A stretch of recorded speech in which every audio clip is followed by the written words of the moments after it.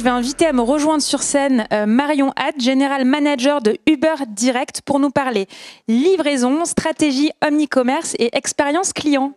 Bonjour, merci beaucoup. Bonjour à tous, ravie de vous parler ce matin un petit peu de livraison. Alors la livraison, on peut se dire que c'est un sujet qui concerne entre guillemets que les équipes logistiques, les équipes opérations, enfin c'est un peu en fin de chaîne finalement dans un parcours d'achat. Et pour autant c'est hyper important et c'est hyper déterminant aussi dans les intentions d'achat des consommateurs. Donc en fait ça concerne tout le monde parce que si on a fait les efforts avant, on a mis le bon assortiment, le bon prix, on a un site qui est fluide, on a fait de l'acquisition en amont pour ramener du monde sur le site, mais qu'à la fin, ça pêche parce qu'il n'y a pas les options de livraison que les clients veulent, potentiellement, on va perdre une conversion alors qu'on avait tout mis en place avant. Donc la livraison concerne vraiment tout le monde.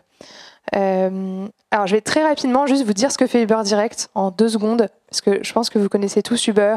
Je ne suis pas certaine que vous connaissiez tous Uber Direct. L'idée, c'est de se connecter à n'importe quel site e-commerce pour vous permettre de proposer toutes les options de livraison, donc à la fois de la livraison express, de la livraison le jour même sur rendez-vous, et puis de la livraison aussi sur les jours suivants sur rendez-vous, le tout en marque blanche. Donc du point de vue du client, Uber n'apparaît pas. On est vraiment au service des e-commerçants pour proposer une expérience de livraison qui soit la plus fiable, la plus pratique possible, en s'appuyant sur notre expertise technologique et opérationnelle. Et on gère aussi les retours. Et ce que j'ai envie de vous partager aujourd'hui, c'est les résultats d'une étude qu'on a fait avec Ipsos. On est allé interroger du coup 1100 consommateurs pour leur demander ce qui était important pour eux en matière de livraison. Les choses ont pas mal évolué ces dernières années, le Covid est passé par là, les habitudes ont changé. On sait que la livraison est importante, mais finalement, qu'est-ce que les consommateurs veulent? Est-ce qu'ils veulent être livrés vite? Est-ce qu'ils veulent être livrés sur rendez-vous? Est-ce qu'ils veulent être livrés chez eux, pas chez eux? Donc c'est un petit peu à ça qu'on s'est intéressé et on s'est concentré sur le retail, donc toutes les enseignes non alimentaires. On a exclu la partie restauration, course, qu'on connaissait déjà bien et sur laquelle la livraison est un peu plus une évidence et on sait un peu plus ce que les gens veulent. On s'est dit finalement, quand on s'intéresse à tous les autres types d'achats, que ce soit de la beauté, de l'électronique, etc., qu'est-ce que les consommateurs veulent? Donc déjà, ça concerne tout le monde. 9 Français sur 10 achètent en ligne. Alors, moi, je savais pour être dans le secteur que les Français achetaient beaucoup, mais honnêtement, j'étais surprise du chiffre. Dire que sur du non-alimentaire, il y a plus de la moitié des Français qui achètent plusieurs fois par mois en ligne. En vrai, c'est énorme. C'est encore plus que ce que je pensais. Donc, ça concerne vraiment tous vos consommateurs. C'est pas juste une tranche spécifique de la population. Et quand on regardait avec les critères un peu sociodémo, par type de ville, par type d'âge, etc., on s'est rendu compte aussi que ça concernait tout le monde. Et finalement, cette pénétration, même en termes de fréquence d'achat, elle concerne toutes les tranches. Et 88% des consommateurs considèrent que la livraison, c'est un critère d'achat qui est important. Donc c'est pas juste un truc qu'ils vont sélectionner à la fin, c'est vraiment quelque chose qui fait partie de leur décision d'achat.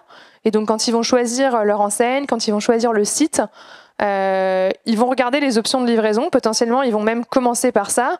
Et ensuite, ils vont choisir de faire leur parcours d'achat ou pas. Donc c'est quelque chose qu'il faut évidemment soigner. Alors sur l'expérience de livraison actuelle, il y a plusieurs choses qui sont insatisfaisantes. Il y a un sujet sur les délais. C'est la principale cause d'abandon du panier au moment de la livraison. Donc en plus, c'est dommage, c'est un abandon assez tardif. On est quand même très loin dans le funnel du parcours. Et parce qu'il n'y a pas d'option rapide, le client va abandonner. Et de manière plus générale, il y a 9 consommateurs sur 10 qui ont déjà abandonné un panier juste parce que la livraison ne leur convenait pas, qu'ils ne trouvaient pas les options qu'ils souhaitaient voir. Et alors après, on peut se dire, ok, c'est du déclaratif. Donc en effet, il y a 9 consommateurs sur 10 qui nous disent qu'ils sont prêts à changer de site.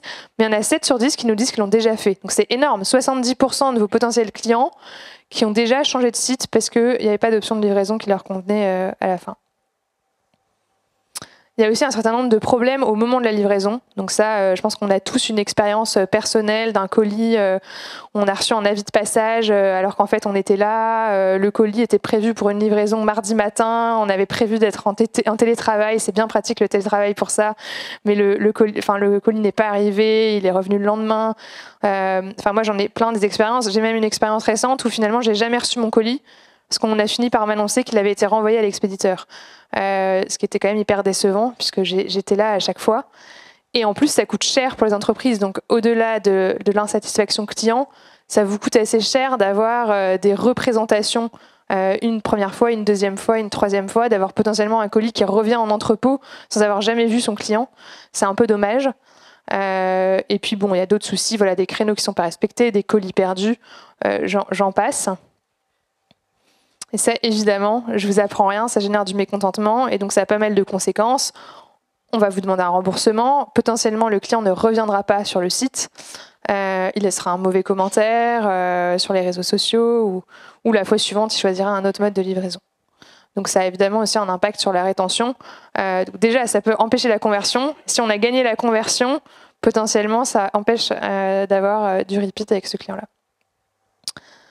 Mais du coup, qu'est-ce que les clients veulent et qu'est-ce qui est important pour eux? Puisque la livraison, ça paraît assez simple, mais c'est en fait assez complexe à exécuter de manière très fluide, à la fois d'un point de vue tech et d'un point de vue opérationnel. Alors déjà, sur les modes de livraison, la livraison à domicile, c'est vraiment l'option préférée. Mais on le voit, il y a pas mal. Enfin, les points relais sont aussi importants, les casiers automatiques. Donc, ce qui est important, en fait, c'est de laisser le choix. Il n'y a pas une option gagnante et le but, c'est pas de dire il faut enlever toutes les options actuelles et n'en proposer qu'une. En fait, plus il y a d'options, mieux c'est pour le consommateur, puisque du coup, selon le moment, selon le produit qu'il est en train d'acheter, il va pouvoir choisir ce qui lui convient le mieux. Et en termes d'attente, il y a un peu 4 mots-clés qui se dégagent. Il y a la fiabilité, la flexibilité, la rapidité et l'éco-responsabilité, alors qui arrive assez bas finalement. Il semblerait que c'est quelque chose que les consommateurs valorisent, mais une fois que le reste est maîtrisé. C'est-à-dire une fois que les basiques sont là, qu'ils sont sûrs qu'ils vont se faire livrer à l'heure, le bonjour, quand c'était prévu.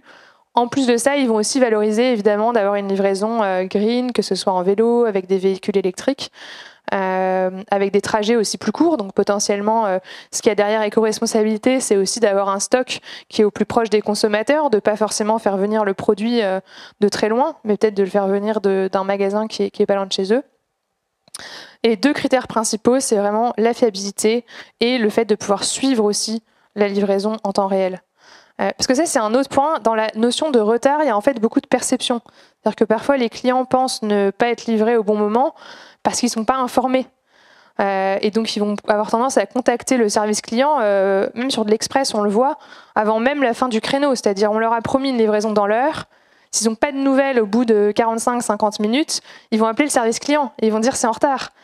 Alors que si on leur propose un suivi temps réel, avec la possibilité de suivre le livreur, etc., en fait, on s'épargne un certain nombre de contacts parce que du coup, le client a accès à l'information en autonomie et il n'a pas besoin d'appeler le service client. Ils veulent aussi plus d'options, pouvoir retourner les produits facilement. Le retour, c'est aussi un gros sujet. Et d'ailleurs, sur la partie retour, j'ajouterais qu'avoir des options de retour flexibles, ça permet, et clé en main, ça permet aussi de remettre le produit en vente plus vite. Typiquement, nous, ce qu'on propose, c'est de venir chercher le retour chez le client, apporter le produit dans le magasin le plus proche avec un coursier. Pour le client, l'expérience est très fluide parce qu'il n'a pas besoin de réemballer son retour, le ramener en magasin, etc. Mais pour l'enseigne, ce qui est aussi intéressant, c'est que la remise en vente se fait beaucoup plus vite. Donc la rotation de ce produit est meilleure. Alors que immobiliser des produits chez des clients pendant une dizaine de jours, le temps qu'ils se décident à les ramener, puis ça repart en entrepôt, il va falloir refaire un contrôle qualité, retrier et renvoyer le produit en magasin pour qu'il soit remis en vente. Je crois qu'on a à peu près 30 jours en moyenne potentiellement qui peuvent s'écouler entre la date d'achat initiale et la date où ça va être remis en vente pour un autre client. D'ailleurs, dans une période, par exemple à l'approche des soldes, ces 30 jours, ils coûtent cher parce que c'est aussi, ça empêche aussi de vendre le produit au prix plein. Et donc potentiellement, il va être vendu en solde alors qu'il aurait pu être remis en vente en 48 heures, 3 jours et il aurait été vendu. Et aussi, bonne nouvelle, les consommateurs sont en fait prêts à accepter le coût d'une livraison de meilleure qualité. En tout cas, c'est ce qu'ils nous disent. Ils disent que si la livraison est fiable et rapide et sur un créneau précis, ils sont prêts à payer. En tout cas, plus de 45% des e-consommateurs fréquents se disent prêts à payer. Et en moyenne, ils se disent prêts à payer 4-5 euros. Donc, bonne nouvelle, c'est aussi un modèle qui peut être fait de manière économiquement rentable. Et je vois que le timer me dit qu'il me reste 30 secondes, mais c'est parfait. Je suis arrivée au bout de ce que je souhaitais vous dire. Donc voilà, l'idée c'était un petit peu de partager ce qui est important pour les clients en matière de livraison, de remettre aussi un peu la livraison au cœur du parcours d'achat. Et puis, ravi de poursuivre les discussions par ailleurs si vous souhaitez passer nous voir dans la partie innovation. Merci beaucoup.